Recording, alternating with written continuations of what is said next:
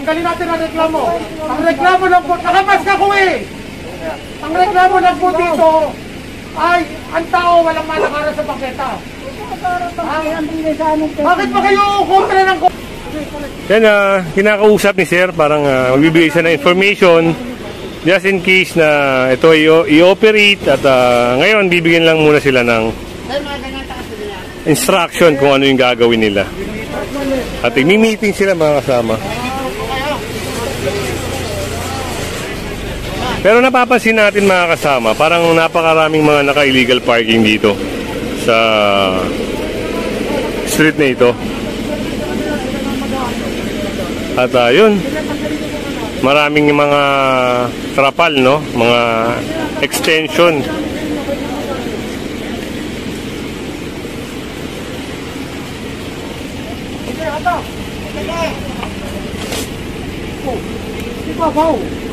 Yun, at natanggal na. Tatanggalin na pala to.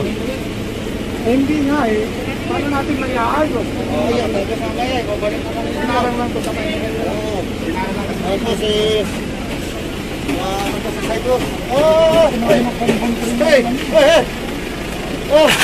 So yun, winasak na nga pala mga kasama.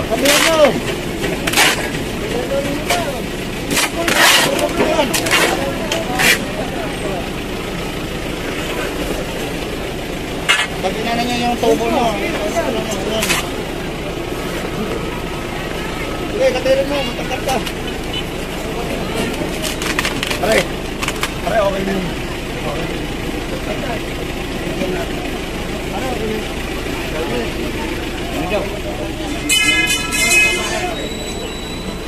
At dito sa kabila, ayun, nakita rin ni Sir Richard yung yung trapal dito. Oh, hindi kami aalis kasi kung hindi nyo tatahan. Ano mo na lang? Mag-discussion pa kayo, tinatama natin ng mali. Paano natin itatama? Kung maganda lang. Kailangan, tatanggatin nyo, binabanggit natin ng mali. Wala mo mga mali, ano naman, daanan naman pinagwag eh. Huwag naman po, huwag naman matigit. Sa atin siya nasito, nakasityon na po eh. Nakasityon? Ito, taga-sityon. Ano po yung taga-sityon? Ito, taga-sityon doon siya. Saan kayo sa sityon? Ang ano po natin? Saan po kayo sa sityon? DPOS po, sir. DPOS! Kay General San Diego. Anong pangalan mo, kuya? Maluwag naman po kasi may daanan. Ano po pangalan activity sa pangalan? O si kuya ay may binabanggit na taga City Hall daw. Napakilala ka taga City Hall. Hindi mo pala alam kung anong violation. Diba? Ate, tanggalin. Hindi na namin ibalik yun, sir. Hindi na namin ibalik yung tali na yan. Pag ibinalik niya, oo, ano yan, sir. Makikita niyo naman kung ibalik namin. Isang araw, supisahin niyo kami. Kung ibalik pa namin. kami sidewalk hearing.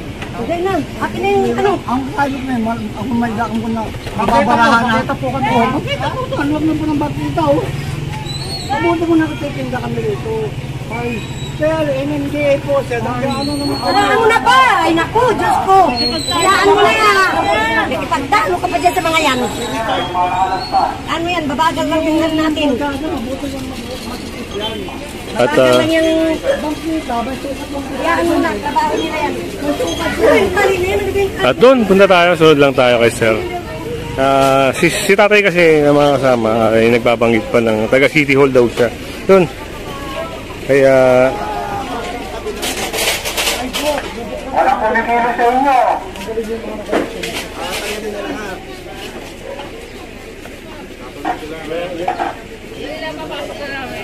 Anong parking nyo dito? yun pala at one-sided parking pala sila rito. Ina-allowed ng barangay nila.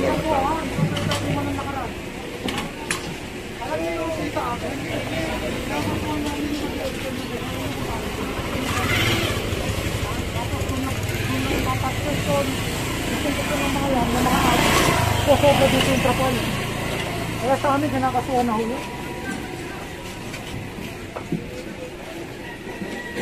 Ate, hindi kami natulang ng paalala ha. Pinapubuksan namin sa inyo ang bangketa. Kasi hindi ko pwede ng karsada walang bangketa. Ha? Pero ito,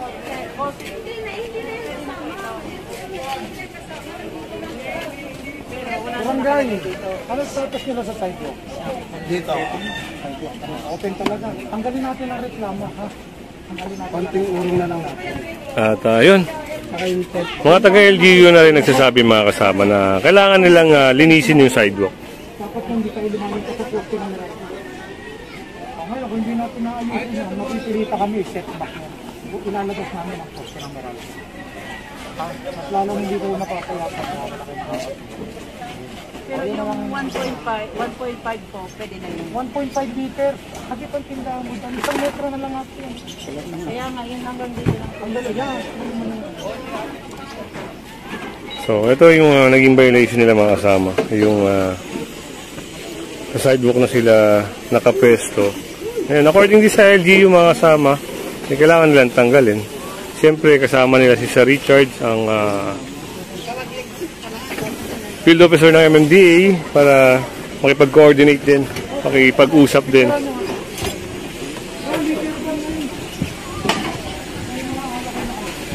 Ayun yung mga soft drinks, no? Sa may bangketa na rin na nakalagay. Stock namin. Clear violation. Ano po? Alam nyo naman na...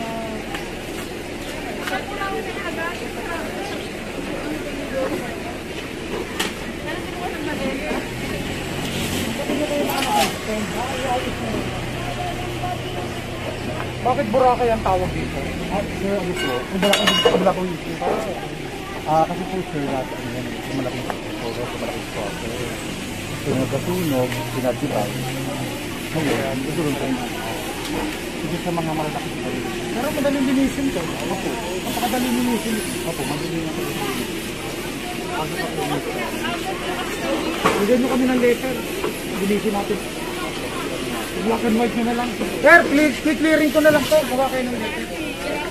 Clearing na lang natin to. Para at least alam nila kung hanggang saan na lang ang limit nila. Ayos natin. Ngayon kung sabihin sa akin, kung... Sir, clearing na natin ito. I-formalize nyo na yung letter. Para wag and parol. Malaman nila kung hanggang saan na. Madali ito linisin. Konti lang. Ano lang ito? Matulog dito. Ngayon, kung hindi natin sila sa atin magpo-comply, ang totoo nun, ayan ang government control. Opo. Ngayon, kung hindi na ano tayo rito?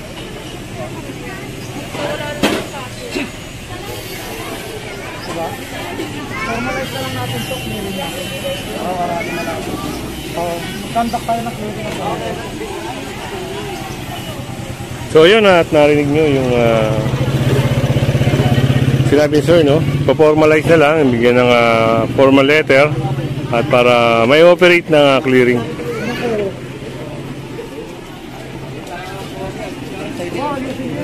Kaya kung hindi ka pa nakasubscribe sa ating channel mga kasama, pa-subscribe na lang po si Kuya Goods at pahit na yung notification bell para lagi kang update sa ating mga video.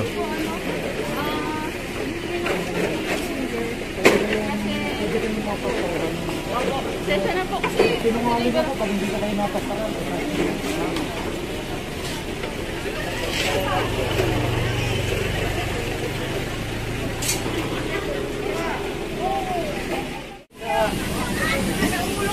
Kung hindi natin natanggal ang reklamo dito, mapipilita kaming kunin yung totoong bukas. Alam din yung totoong bukas? Makikita niyo yung copy ng Meralco, pinakahuli. Ilalabas ko yan. Ilalabas ko yan. Mauubos natin. Mauubos natin. Lalo kayo hindi mapapaya. Ayusin natin ang problema. Kung natin nakikita nyo, system mo yan, hayaan nyo ng bukas yan. Kasi lahat naman ng pinag-question nyo, ibigay nyo yan. Hayaan na natin dito, nawala ang reklamo, Kung hindi natin natanggal ang reklamo, pagpipilitan ako ito. Natin ko na sa inyo, hindi kami ng mga panala. At least, hindi ako natuna. Makamaya, pag nyo lang naisip na bumalik ako dito. Pag bumalik ako dito, hindi sabihin, niyawa ko yung reklamo, tatamasin ko yun.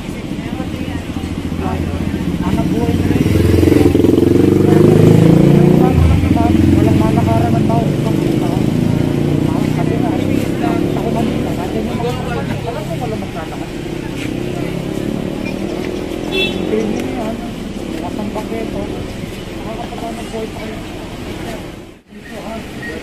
Alam niyo naman kung hanggang saan lang ang property line eh. Ayun, ang binabas yan natin dyan, metro. Yung metro ng tubig. Hindi yan ilalagay sa pribadong lugar. Nasa government control yan. Tatabasin ko yung buo. O, sabihin niyo sa akin ngayon kung legal kayo. Ayun ang poste ng, ayun ang kontador. Lahat ng lalagpas sa kontador. Binigyan ko Wow. ng sityo. Walang ano. Ngayon, tanggalin natin ang reklamo. Tanggalin natin ang reklamo. Ang reklamo lang po, nakamas ka ko eh. Ang reklamo lang po dito ay ang tao walang malakaran sa bangketa. Bakit ba kayo kontra ng kontra? Ano bang gusto nyong mangyari? Ba't nakamas nyo po? Para marinig nyo. Nag-aanunsyo kami. Wala naman po kasi dapat may tao. Ano bang pinagmamalaki ninyo? Nasa gobyerno kayo kaya kayo pwede lumabag. Wala kaming pinagmamalaki. Kanina pa si Sir nagpapakilala. Wala kaming pinagmamalaki. Trabaho niyan. Kaya lang. Ikaw. Nakamas nga po. Nag-aanunsyo po kami. Sumusunod kami sa ordinansa. Kaya lang po, huwag kayong sumigaw, huwag kayong magalit. Hindi, sumunod tayo eh. Ganun. Para ba sinasabi mo mali ang ginagawa namin? Walang mali. Walang mali. Walang sa amin. Wala kang authority. Sumusunod kami sa ordinansa. Ipapaliwanag niya ng maayos. Ano? O di, bigyan niyo na kami ng araw. Kung ipapag-iba niyo. Hindi, pakikita ko po. May batas po kasi pinatutupad eh. Kaya nga. May batas nga po siya. Di naman kami wala naman kami ginagawang. Di wala naman po kami ginagawang kabataan puso ah. Paghahandang buhay kami ah. Silip kayo ng silip ng pangalan ko. Kayo hindi mo naman ako ano. Wala naman ang nireklamo. Hindi ko kasi proper eh. Hindi ko proper. Na nagdidiskusyon tayo, nagpapakilala kayo sa gobyerno. Kami po nasa gobyerno rin, nagpapatupad. Hindi ko proper na nagtatalo tayo. Kaya nga dadalhin ko po ito sa proper forum. Patatawag po kayo. Kung mali ako, kasuhan ninyo ako. Pero kung mali kayo, kayo kakasuhan ko. Tinatakot ko po kasi. Hindi ko kayo tinatakot. Binabanggit po namin yung totoong sukat ng government control area. Binigyan po kami ito ng pagpapagarap buhay. Kasi kami pa po ito eh. Kanina pa nga po kami nagpapaliwanag eh. Hindi. Kami pa po ito. Nakikipag-diskusyon ka lang eh. Kanina pa kami nagpapaliwanag eh. Sige na po. Ilagay na lang natin sa proper. Kaya walang kasi pangalan yung ano. Magkikita tayo, huwag kayong mag-alala.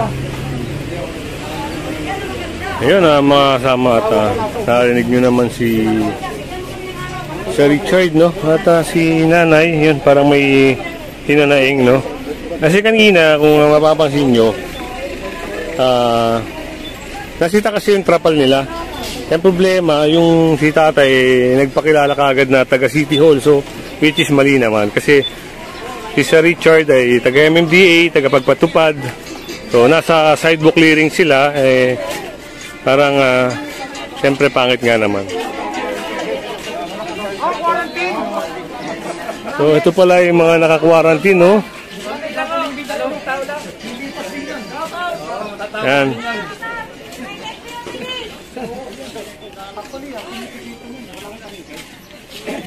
Kanino ba to? Kanino po to? Dito yan.